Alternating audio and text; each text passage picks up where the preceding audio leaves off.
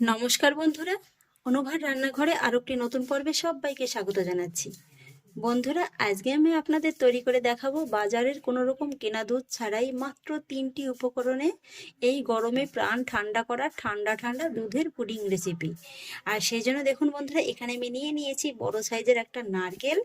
এবার কিন্তু এই নারকেলটাকে আমি ফাটিয়ে এর ভিতর থেকে নারকেলের শাঁসটাকে বের করে নেব। তবে শাঁসের গায়ে যে ব্রাউন অংশটা আছে ওটাকে কিন্তু কেটে আলাদা করে নেব। তো দেখুন বন্ধুরা, নারকেলটাকে কিন্তু আমি এইভাবে ছাড়িয়ে নিয়েছি, আর ছাড়িয়ে এইভাবে একটু কিন্তু পাতলা পাতলা করে কেটে নিয়েছি। আর এই যে ব্রাউন অংশটা আছে এটাকেও কিন্তু আলাদা করে নিয়েছি। আর নারকেলটাকে এইভাবে ছাড়িয়ে কিন্তু আমি একটু ভালোভাবে ধুয়ে পরিষ্কার করে নিয়েছি।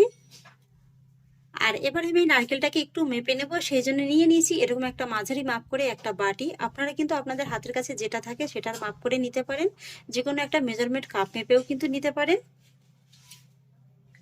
এখানে আমি এই বাটি 2 বাটির মতো নারকেলটা নিয়ে নেব।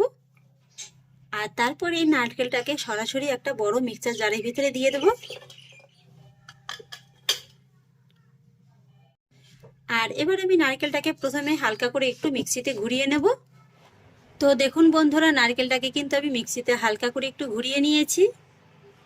এবার আমি নারকেলের ভিতর থেকে নারকেলের দুধটাকে বের করে নেব, আর সেই জন্য এই একই মিক্সি জারের ভিতরে দিয়ে দেবো যে বাটিটা মেপে আমি নারকেলটা নিয়েছিলাম সেই বাটিরই 1.5 বাটির মতো কুসুম গরম জল।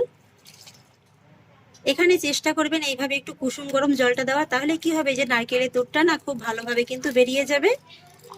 এবার আবারও মিক্সিটাকে ঘুরিয়ে কিন্তু আমি নারকেলের দুধটাকে খুব ভালোভাবে বের করে নেব। তো এবার দেখুন ফাইনালি আমি নারকেলটাকে খুব ভালোভাবে পেস্ট করে নিয়েছি, আর দুধটাও কিন্তু খুব সুন্দরভাবে বেরিয়ে গেছে। তো এইবার দেখুন নারকেলের দুধটা ছেঁকে নেওয়ার জন্য আমি এরকম একটা সসপ্যান নিয়েছি, তার উপরে বসিয়ে দিয়েছি এরকম একটা ছাঁকনি। আর তার উপরে বসিয়ে দেবো এরকম একটা পাতলা সাদা সুতির কাপড়। আপনারা চাইলে কিন্তু শুধু ছাঁকনির পরে রেখেও নারকেলের দুধটাকে আলাদা করে নিতে পারেন।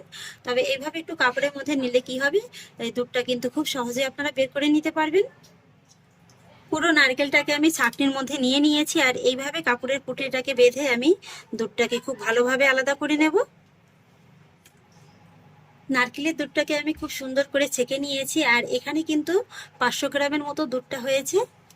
আর এদিকে দেখুন এই যে নারকেলটা আছে না, এটা কিন্তু আপনারা ফেলে না দিয়ে এটা দিয়ে ডেসিকেটেড কোকোনাট তৈরি করে নিতে পারেন, বা যে কোনো চাটনি রান্নাতেও কিন্তু দিতে পারেন।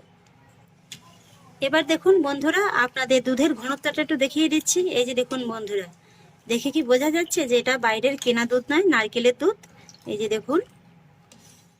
আর এবারে আমি এই দুধ থেকে কিছুটা পরিমাণে দুধ অন্য একটা বাটির ভিতরে নিয়ে নেব।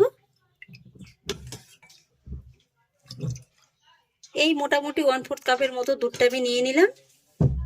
আর তার মধ্যে দিয়ে দেবো 5 টেবিল চামচের মতো কর্নফ্লাওয়ার। আপনাদের হাতের কাছে যদি কর্নফ্লাওয়ারটা না থাকে সেক্ষেত্রে কিন্তু আপনারা অ্যারারুটটাও ব্যবহার করতে পারেন। এবার আমি কর্নফ্লাওয়ারটাকে দুধের সঙ্গে খুব ভালোভাবে মিশিয়ে নেব। কর্নফ্লাওয়ারটা ভালোভাবে মিশিয়ে নিয়েছি, একটা সাইডে রেখে দেব। আর এবার আমি আবারও আগের দুধটা নিয়ে নিলাম, তার মধ্যে নিয়ে নেব 5 টেবিল চামচের মতো চিনি। এবার চিনিটাকেও কিন্তু দুধের সঙ্গে একটু ভালোভাবে মিশিয়ে নেব। আপনারা হয়তো বা একটা জিনিস খেয়াল করেছেন, আমি কিন্তু এখন এই যে দুধের বাটিটাকে গ্যাসের পরে বসাইনি। গ্যাসের ফ্লেম অন করার আগেই কিন্তু এই কাজগুলো সেরে নিতে হবে। চিনিটাকেও আমি একটু ভালোভাবে মিশিয়ে নিয়েছি, তবে চিনিটা কিন্তু এখনো পুরোপুরিভাবে গলে যায়নি। তাই গ্যাসের ফ্লেমটাকে অন করে তাই গ্যাসটাকে অন করে ফ্লেমটাকে মিডিয়াম লোতে রেখে এইভাবে চিনি মিশ্রিত দুধটাকে আগে বসিয়ে দিতে হবে। আর তারপর এইভাবে একটু অনবরত নেড়ে চেড়ে চিনিটাকে দুধের সঙ্গে খুব ভালোভাবে গলিয়ে নিতে হবে। মোটামুটি দুধটাও ভালোভাবে গরম হয়ে যাবে আর চিনিটাও ভালোভাবে গলে যাবে। ঠিক এইভাবেই কিন্তু একটু জাল করে নিতে হবে।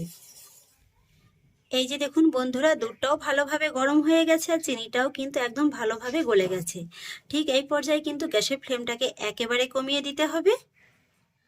আর তারপরে এই যে কর্নফ্লাওয়ার মিশ্রিত দুধটা আছে না, এটাকে কিন্তু এইভাবে এক হাত দিয়ে ঢেলে দিতে হবে, আর অপর হাত দিয়ে কিন্তু সঙ্গে সঙ্গে মিশিয়ে নিতে হবে। এইভাবে সঙ্গে সঙ্গে মিশিয়ে না নিলে কিন্তু এই দুধটা একদম নিচে জমাট বেঁধে যাবে। তাই এইভাবে কিন্তু অনবরত নেড়ে চেড়ে দুধের পুডিংটাকে রেডি করে নিতে হবে। আর এই পুডিংটা তৈরি হতে কিন্তু খুব বেশি সময় লাগে না, এই বড় জোর 4 থেকে 5 মিনিটের মধ্যেই কিন্তু পুডিংটা তৈরি হয়ে যাবে। এইভাবে 2 থেকে 3 মিনিট নাড়তে নাড়তে দেখতে পাবেন যে দুধের মিশ্রণটা কিন্তু আগের তুলনায় অনেকটা ঘন হয়ে গেছে। এই যে দেখুন বন্ধুরা, এই সময় কিন্তু কোনোভাবেই নাড়ানোটা একদমই বন্ধ রাখা যাবে না। এইভাবে কিন্তু একটু ঘন ঘন নেড়ে দিতে হবে। আর এই সময় কিন্তু আপনারা এইভাবে হ্যান্ড বিটারের সাহায্যে খুব ভালোভাবে নেড়ে চেড়ে নেবেন। আপনারা নিশ্চয়ই দেখতে পাচ্ছেন যে এটা নাড়তে নাড়তে একদম পারফেক্ট ভাবে ঘন হয়ে গেছে। এর থেকে কিন্তু আর খুব বেশি ঘন করার প্রয়োজন নেই। এই সময় কিন্তু গ্যাসের ফ্লেমটাকে একেবারে অফ করে দিতে হবে। এই যে দেখুন বন্ধুরা, আপনাদের টেক্সচারটা একটু দেখিয়ে দিচ্ছি। এই যে দেখুন, একেবারে কিন্তু পাতলাও নয়, আবার একেবারে কিন্তু ঘনও নয়, খুব সুন্দর একটা শাইনি ভাব কিন্তু চলে এসছে। আর এবার আমি দেখুন এরকম একটা কাচের বোলের ভিতরে পুডিংটাকে সেট করব। আপনারা কিন্তু যে কোনো বোলের ভিতরে পুডিংটাকে সেট করে নিতে পারেন, তবে সেট করার আগে কিন্তু অবশ্যই একটু সামান্য করে ঘি ব্রাশ করে নিতে হবে। আর ঘিটা ব্রাশ করে সঙ্গে সঙ্গে কিন্তু এই মোল্ডের ভিতর ঢেলে দিতে হবে। আর পুডিংটা ঢেলে দেওয়ার পরে কিন্তু এইভাবে একটু হালকা হাতে ট্যাপ করে নিতে হবে, এতে করে সব দিকে সমানভাবে সেট হয়ে যাবে। এই তো বন্ধুরা, পুডিংটাকে আমি খুব সুন্দর করে সেট করে নিয়েছি। আর এবার কিন্তু এই পুডিংয়ের পাত্রটাকে এইভাবে নর্মাল হাওয়াতে বেশ কিছুক্ষণ রেখে একটু ভালোভাবে ঠান্ডা করে নিতে হবে। আর তারপর এই পুডিংয়ের বাটিটাকে নর্মাল ফ্রিজে রেখে দিতে হবে মোটামুটি 2 থেকে 3 ঘন্টার মতো। 2 থেকে 3 ঘন্টার মধ্যেই কিন্তু পুডিংটা একদম খুব সুন্দরভাবে সেট হয়ে যাবে। তাহলে বন্ধুরা ফিরে আসছি 2 থেকে 3 ঘন্টা বাদে।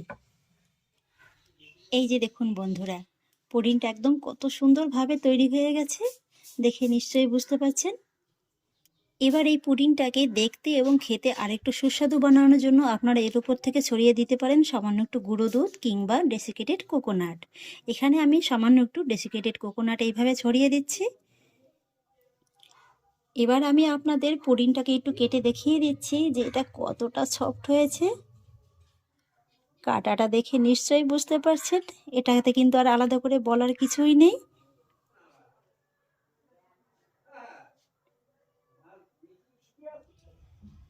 এবার আমি আপনাদের পুডিংটাকে একটু তুলে দেখিয়ে দিচ্ছি। এই গরমে এইভাবে একবার মালাই পুডিং বানিয়ে খেয়ে দেখুন, বারবারই কিন্তু খেতে মন চাইবে। আশা করি আমার কাটাটা দেখে নিশ্চয়ই বুঝতে পারছেন যে এটা কতটা পারফেক্টভাবে তৈরি হয়েছে। তাহলে আশা করছি বন্ধুরা আমার আজকের এই মালাই পুডিংয়ের রেসিপি আপনাদেরও খুব ভালো লেগেছে।